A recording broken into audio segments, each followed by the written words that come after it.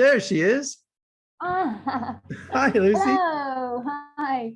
Yeah, that's my view. I don't know if you can see. Wow, right outside of Barcelona. That's just technology is amazing, isn't it? Yeah. Is Danielle, she joining us today or just you and me? Oh, there she Yeah, is. no, she's here. Yeah, Speak of the she'll be here. devil. I wonder if I should raise my video. Is it better if it's like that? That looks good. I'm gonna get a book to put my laptop on. One sec.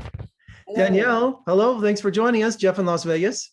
Hi, Jeff. Nice to meet you. How you doing? I'm doing wonderful. I'm so excited to talk to you both about this movie, this documentary.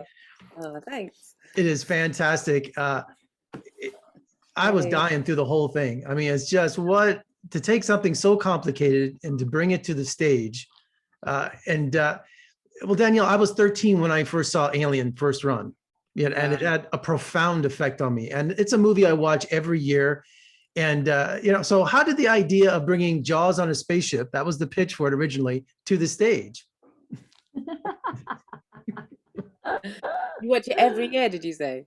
I would say, what was the inspiration to bring this? There had to be a moment, someone said, to bring Alien to the stage. I mean, describe that moment. Was it a phone call? Was it a meeting? Was it a drunken night?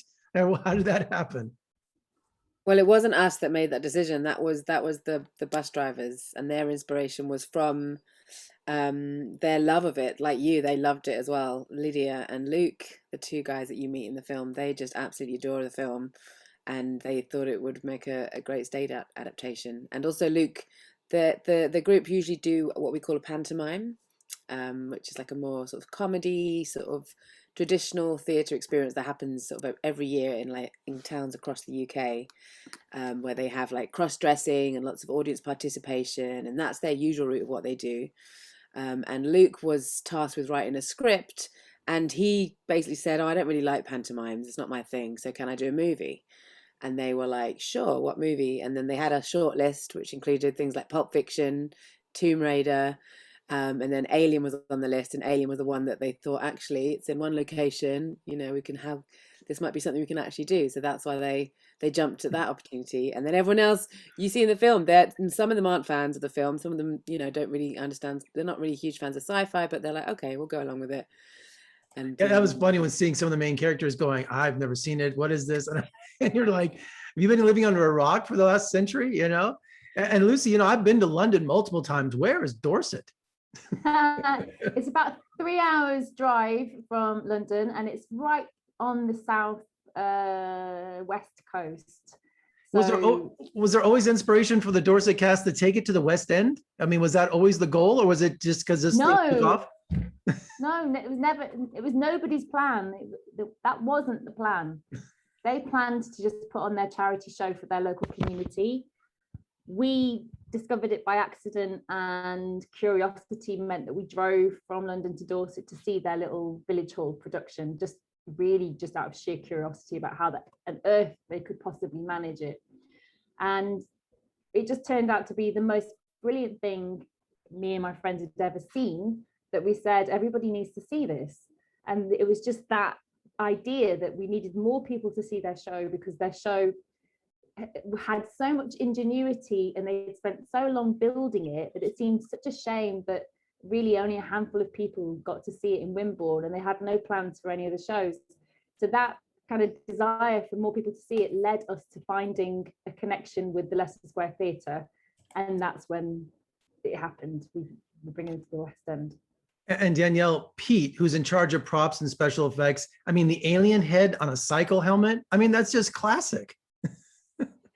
Yeah, it's very ingenious. He was amazing. He just took every task and just ran with it and just came up with ingenious, amazing solutions. And yeah, what a legend. And it's like, who would have thought in a little spare bedroom in Dorset, he's creating such wonderful creatures. Amazing. And as filmmakers, so permission from 20th Century Fox, was it easy to get clearance? Even the music they use in this production was from the film. I mean, so tell me about, in the world of filmmaking, how hard was it to work with Fox or get clearances, or was it easy? Or we're in discussions. Discussions. There it is. There's a process where we're unveiling and we're figuring it out, as it's still a process. when we were making the film, we were fully aware of, you know, needing to find out what that's all about. And we discovered that we have fair use. It's a parody. So we understood that we were making a parody, and that's, you know, legally acceptable and comes under fair use. And we did have a small clip of the beginning of Alien to show that here is the original film Alien, and we're going to parody it. And that's also comes under fair use. It wasn't until our executive producer, who found us on Kickstarter, he gave us a donation to become our executive producer. We discovered that he isn't actually a proper executive producer in America. It's Adam F. Goldberg. And he paid for us to have a polish edit. And it's through his confidence that he can get clearance on the intellectual property from his contacts with Disney, because Disney now are in the rights to Alien. He Right. encouraged us to include more features from the original film. That's excellent. He gave us total confidence. He's like, yeah, let's just do it, because it's a parody. It's honoring the film. It's not taking away from it. And I think that's important too, because as we're watching this, the use of humor in the play is a great approach, because we all know the story. I mean, everyone is waiting for all the moments in the film to happen on stage, and it's almost like a Rocky Horror Picture Show kind of atmosphere.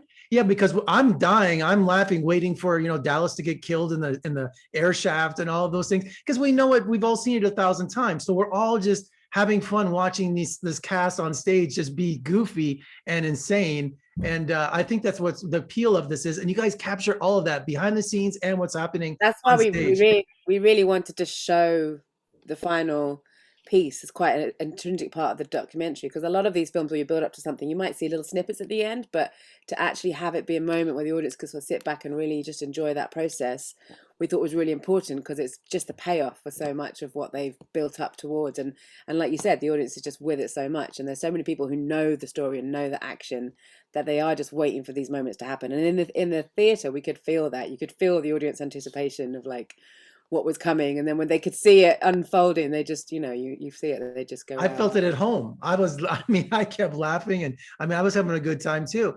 I think the biggest question everybody's asking at the end of this film is, any response or reply from Ridley Scott, the director of Alien?